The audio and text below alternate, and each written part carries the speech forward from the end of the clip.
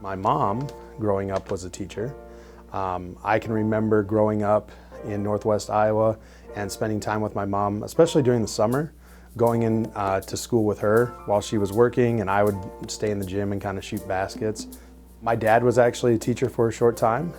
I noticed a lot of his students, even though he was a teacher for a short time, I'd see a lot of his students around. They'd always go up to my dad and trade stories about, remember this one time in class, or these fun things. So I always really admired my parents for that.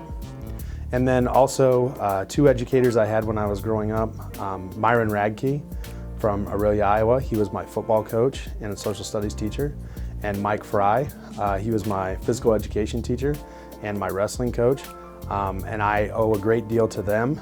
I just loved being in their classroom.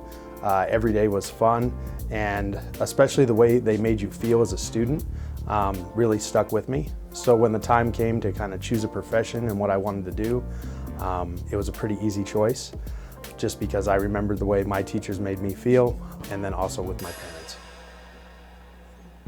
I can say in my time as a teacher and as a coach, any kid that I've had in class or that I've coached knows that I have high expectations for them because I want to see them succeed. And so as a teacher, I just feel that's one of my greatest assets, is that I will hold kids to high expectations, and I will also help them get there. Some of the greatest challenges that I face in the classroom, I think it goes into how we allocate our resources. There are limited supplies, there are limited resources, and I think that we as teachers, those resources are out there, but we have to go find them. There's not endless supplies of money, but there are tons of people out in our community that are out there, and they are always willing to help. And so I think one of the challenges, good and bad, is that although it is a challenge that we have limited resources, know that there are people in this community that care and want to help you. So it's about finding, I guess, the right people at the right time, and you will find the support you need. I like to try to put an interesting spin on everything. One of the areas in science that maybe is not the most interesting is lab safety. And so when I became a science teacher, I said, I have got to find a way to make lab safety engaging so that kids will remember it and they will practice it. So one of the things I came up with is I designed a lesson plan where we are at a crime scene, and we have laid out on the ground the outlines of bodies, and we have tape up, and the kids come in and they're all excited. They look through the crime scene to try to find out what exactly happened. And the kids just kind of go through and make observations and inferences about what they thought happened.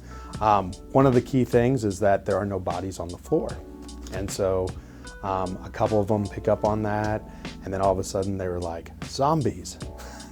It's zombies. Zombies were here. And so sure enough, then we end with some zombie lab safety at the end. It's kind of a fun way to introduce lab safety and to make it fun for kids. I'm gonna honestly say the funniest moments occur when I do lab safety. Over the years, kids talk. They always mention about lab safety in Mr. Corrington's class and what's gonna happen. And so over the years, I've kind of had to tweak my lab safety presentation. I would say one of the funniest moments that I've had recently is that I tweaked my presentation a little bit. I got a little help from some of my friends at the school, and let's just say their science teacher was carried away by a zombie in the middle of class. And so I think the look on their face, the surprise, the laughter, the shock, everything that went into it, those are the moments that I enjoy the most, are when the kids are excited, they see something fun, they know we care about them, they know that we spent the time to basically bring in zombies for lab safety, and I got a partner to help me out. So really having someone to help you that's willing to go that extra mile, help you dress up like a zombie, so then that way the kids aren't prepared, so that way it's a shock, is great. So.